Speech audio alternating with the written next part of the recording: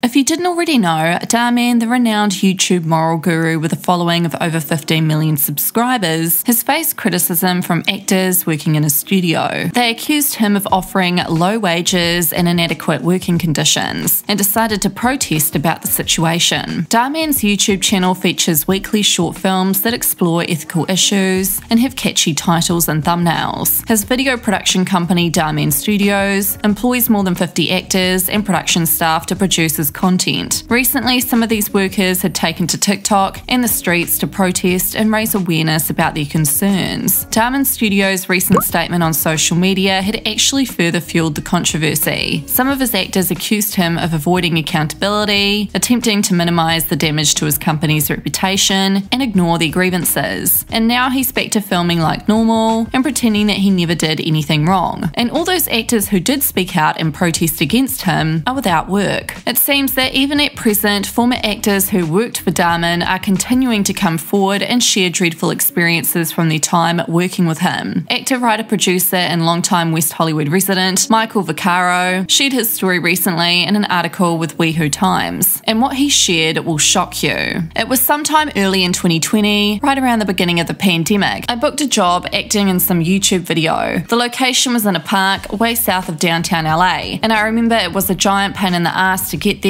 because my car had died. I had to get on a bus and wear 5 different masks and stay as far away from people on the bus as possible. I arrived on time 40 minutes before the queue. The crew was a guy with a camera, I think there was maybe a guy with a boom mic, and there was a production assistant. The scene was very easy. I was playing a total asshole. I was sitting in a park and some woman with a baby sat down next to me on the bench and the baby starts to cry. I said a couple of lines. I don't remember what they were, but it was something like, "Hey, shut that baby up. You're ruining my quiet time." We shot it 2 or 3 times and then it was done. I got paid for the hour. I think it was $33. Remember, it was the beginning of the pandemic and no one knew if we'd ever work again, so I was desperate. That was it. I got my ass on a bus, making myself as small as possible, trying not to breathe, and I went home to my apartment in West Hollywood. I had no idea who these people were or what they were going to use it for, and I didn't care. So I'm just going to cut in and say that's disgusting, and there has to be some laws around that type of behaviour. That just shows a lack of care for anyone who he employs, and how he literally just saw them as puppets. I think a better way for Dhar Mann to go about his line of work would be to just hire like maybe 20 actors full time. That way they've got reliable jobs they can come to instead of abusing people's time like that. Michael went on to state in the article, "At some point later, I got a call to come back and play another role, another asshole. I was to find out that playing an asshole was going to be my thing at Dhar Mann, a popular YouTube channel that, of course, I'd never heard of. I didn't even know there was such a thing as a popular YouTube channel. I mean, who sits and watches videos on YouTube? Well, apparently many people. Thousands, no, millions of people. And during the pandemic, this number would grow and grow. This time we shot in an apartment in downtown LA, and apparently the apartment belonged to someone named Dhar Mann. Oh, okay, Dhar Mann is a person. Got it. I was playing an obnoxious owner of a modelling agency who shames some models for being overweight. The dialogue was kind of cringy, and I felt dirty having to say all these horrible things to these absolutely beautiful large women. But in the end, my character gets his comeuppance. He loses his big account or something like that, I don't know." By this point, there were a few more people involved. The same director, but somebody new was shadowing him, and a sound person, and I think maybe someone was doing some lighting, and there was an editor who sat at the dining room table and edited while we shot. Oh, it's moving up in the world, I see. Cool, good for them, and it was fun. I met some really cool people, especially during a pandemic, and it got me out of the house. More and more videos came, always the same old white asshole. An old white asshole CEO, an old white asshole casting director, music producer, lawyer, doctor, etc. Always shaming people, always getting his comeuppance, and always right after someone has explained themselves, told their backstory, which always ended with the phrase, "So you see. So you see, this is why I'm overweight. So you see, this is why I'm so thin. So you see, this is why I'm trying to be an actress at the age of 65. All morality based. The idea being, let's all be kind to one another, treat everybody with respect, care about the well-being of others. This is all to become very ironic, but I don't want to get ahead of myself. I grew up in the 70s, so it was like being in an ABC after school special. I felt like Eve Plum. After many videos shot in the downtown LA apartment, the big news was that Dhar Mann now had a huge warehouse in Burbank and was turning it into sound stages. There were now 2 different directors, and they each had a crew. The channel was doing really well. One video I'd done where I played an arsehole CEO who harasses a homeless man in a pizzeria had something like 20 million million views. What? I think that's when I got an $11 an hour pay rise and became one of the actors who got called in pretty regularly. That is just insane. Just to think how much Dhar Mann made on a video with that many views, and to give the actor a mere $11 pay rise is a bit of a slap in the face. Somewhere around this time, early on in the new Burbank studio, I finally met Dhar. All this time we'd never met, but when he bumped into me at the studio that day, he assumed that we'd already met because he'd seen me in so many of his own videos, because I'd become one of his more popular actors, and when I was out on the street, I started getting recognised. Hey, you're the old white asshole from Dhar Mann. I was in Vegas for a premiere of a film that I was in, and I got recognised in a Vietnamese restaurant. I'm not gonna lie, it was hilarious and fun. What actor doesn't enjoy recognition? In June of 2021, a video entitled Passenger Shamed on Airplane, What Happens is Shocking, in which I play an old white arsehole who shames a man with Down syndrome on a plane, was reposted by Academy Award-winning actress Viola Davis, and things really went crazy. By the end of 2021, Dhar had done a full-length feature film, and there was a premiere at a theatre in West LA, and since I was now one of the more popular actors, I was invited to attend. Dhar was doing really well. I rarely, if ever, saw him. It seemed that he was away quite a bit, and when he was around, he and his main director would pull up in their very expensive sports cars. There were more crew members, and the studio was pumping out videos much more frequently. They might have been up to 4 a week by this point, each one garnering millions and millions of views, which of course translates into millions and millions of dollars. Due to the great success, a few of the OG actors started feeling like they should get a raise, which hadn't appeared in over a year of stunning growth. This is where the drama begins. The actors who asked for more money, well, they mysteriously disappeared.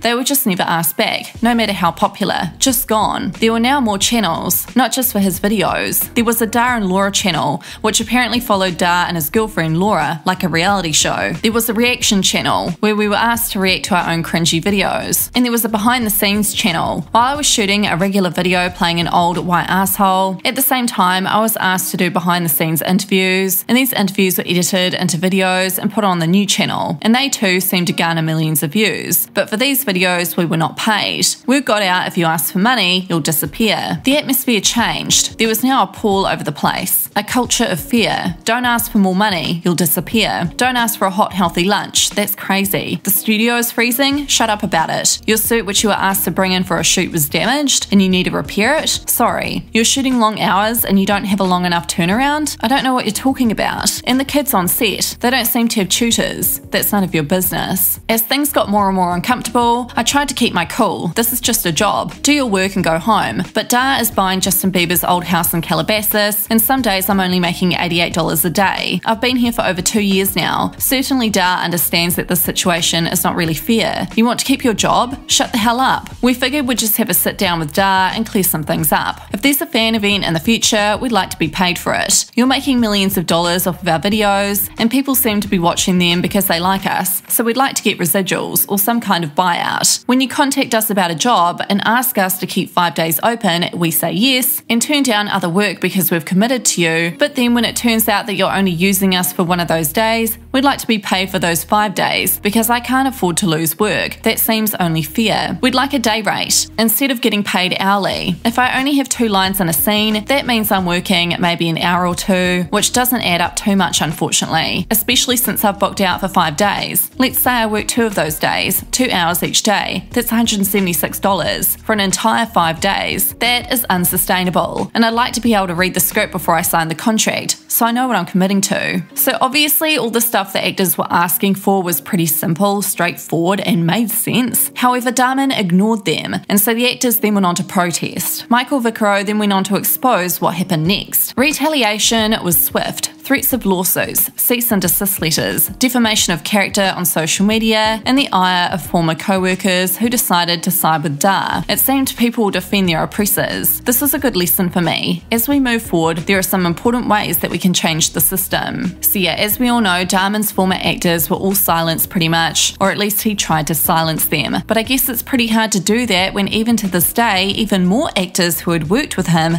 are still speaking out. On TikTok recently, an actor by the name of Nathan Ng had posted a TikTok that's upset former fans of Dhar Mann even more, just when you thought things couldn't get any worse. I've been an actor for 5 years, and this was by far the worst experience I've had on any set, and it was a Dhar Mann set. In fact, this incident was so terrible that it actually caused my working relationship with Dhar Mann Studios to end.